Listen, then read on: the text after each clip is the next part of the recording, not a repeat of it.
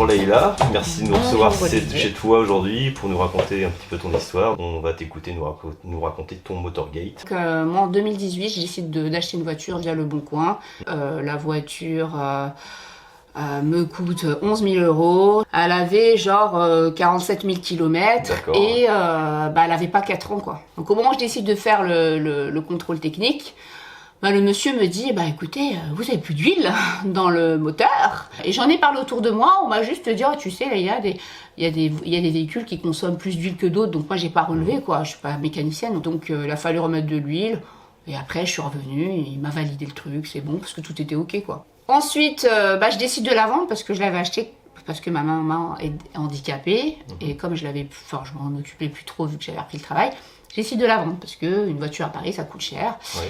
Et je la vends et je me dis, bon, je vais passer par un professionnel pour être tranquille, savoir que je vends une voiture en bonne et due forme. Donc une fois que la vente est validée, là il s'occupe de la vente, il va prendre en photo, tout ça. Et là ils ont trouvé cette fameuse acheteuse.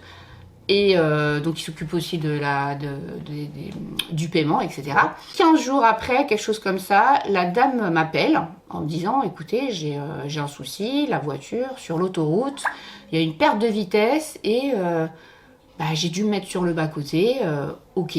Donc la nana m'envoie un message peut-être le lendemain en me disant, ouais, c'est les bougies, ok. Mmh. J'ai plus de nouvelles. Elle revient vers moi quelques jours après, en me disant elle revient vers moi avec un devis de 3 063 euros. Toi, tu pensais que tu étais complètement couvert. Tu fais tout ça en bonne Exactement, foi. moi depuis le début, j'ai même prévenu pour l'huile, que ce soit Cap-Car ou la vendeuse, j'ai dit que attention quand même, c'est une voiture qui consomme beaucoup d'huile. Voilà. Mais je me suis arrêtée là, quoi. Donc, le 7 décembre, première expertise. Alors là, je comprends pas parce que personne, et je dis bien personne, n'a pensé à regarder les bougies. Suite à ça, donc la deuxième expertise du 31 janvier, tout à coup, on voit apparaître des bougies de grillées. Moi, ce qui m'a vraiment clairement étonnée, c'est que l'expert de mon acheteuse me dit comme ça, de vive voix. Vous savez, votre véhicule, le problème était déjà naissant avant que vous la vendiez à votre acheteuse. Ouais. Et je pense même qu'elle était naissante avant que vous l'achetiez, sachant que c'est sûrement un problème de fabrication. Non, mais c'est surtout, moi, là où j'ai halluciné, c'est que bon, après, c'est vrai que moi, en 3 ans, moi, je l'ai eu 3 ans, j'ai roulé 18 000 km avec, mais je n'ai rien eu. Ouais. Là, je la vends, la dame fait moins de 200 km avec, et il lui arrive ce qui lui arrive. Et là aussi où j'ai tilté, c'est qu'à la première expertise, donc on a appris dans l'historique du véhicule, quand même, que la chaîne de distribution qui est censée faire pratiquement toute la vie du véhicule a été changée à une 30 et quelques mille kilomètres. Moi, je l'ai acheté, elle en avait 47 000. Donc, c'est que déjà, à la base, il y a dû avoir un problème et qui a été un problème sous-jacent, et qui a été camouflé. Donc, j'ai reçu une lettre d'huissier me sommant d'annuler la vente. En fait, comme je vous ai dit, les experts sont très frileux. Et quand il s'agit de mettre quelque chose de noir sur blanc concernant Nissan Renault, il n'y a plus personne. Suite à ça, j'ai été assignée par mon acheteuse.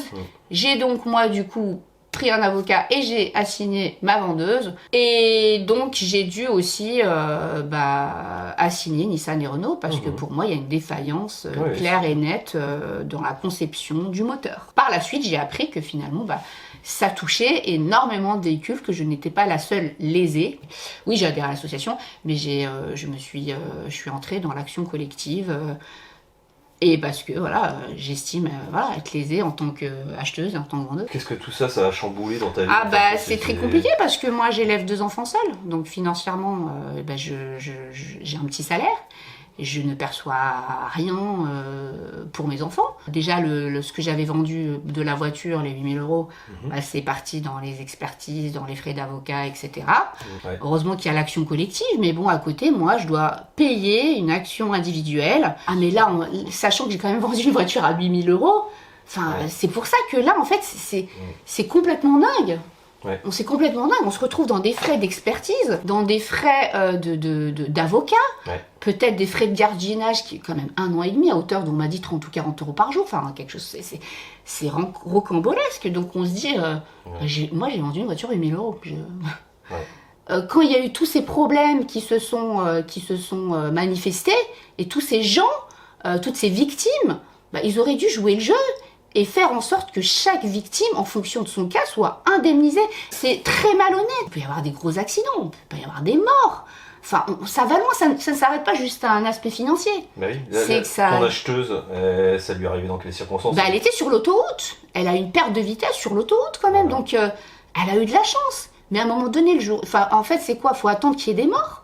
Mais moi, sauf que moi, je suis quelqu'un, je lâche pas l'affaire. Je sais pourquoi je travaille, même si je dois travailler doublement. Je travaillerai doublement pour payer mes honoraires d'avocat. Mais j'irai jusqu'au bout parce que je suis pas quelqu'un qui arnaque le système et je veux défendre mes intérêts parce que j'estime que là, clairement, j'ai été lésée, quoi. Donc, j'irai au bout. Voilà, ça me coûtera ce que ça coûtera, mais j'irai au bout. Eh ben, merci beaucoup, Laïla.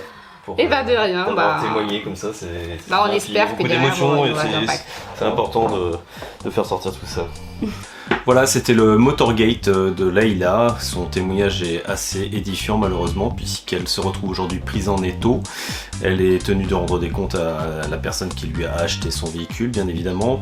Pour autant, le constructeur, qui de toute évidence n'est pas très clair dans cette affaire, n'est absolument pas mis en cause à l'heure actuelle. Espérons qu'il sera sommé d'assumer tôt ou tard, puisqu'on le constate bien dans ce dossier. Il y a beaucoup de zones d'ombre avec une consommation d'huile en amont qui est déjà très, très marquée et une chaîne de distribution qui semble avoir été remplacée très tôt dans le temps. Donc de toute évidence, ce véhicule n'était pas clair. Et de toute évidence, c'est Laïla qui aujourd'hui en paye les pots cassés. Voilà, merci d'avoir suivi cette vidéo. N'oubliez pas de la liker et de vous abonner à notre chaîne YouTube. Vous retrouverez dans le descriptif de cette vidéo tous les liens utiles pour suivre ce Motorgate et pour notamment suivre le Tour de France du Motorgate qui continue. Si vous souhaitez vous aussi témoigner, n'hésitez pas à nous contacter et nous laisser votre historique pour qu'on puisse venir vous rencontrer. Pour que ce Tour de France continue, nous avons besoin de votre aide. Nous avons mis en place une cagnotte Papayou à cet effet, donc je vous invite vivement à y contribuer et je vous en remercie par avance. Merci, à bientôt.